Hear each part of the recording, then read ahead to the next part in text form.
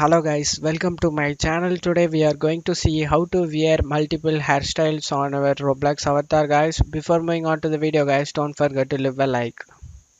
First open up browser, search for Roblox, log into your Roblox account guys. You just need to click on this three slash icon and select avatar.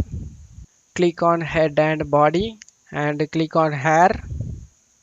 You will see the hairstyle you can wear for free, but some are paid guys. Click on any free hairstyles and your avatar will be appear with that hairstyle.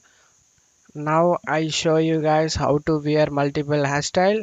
Currently my avatar is wearing only the selected hairstyle, but if I click on the another hairstyle over here, the avatar will be automatically wear both hairstyles.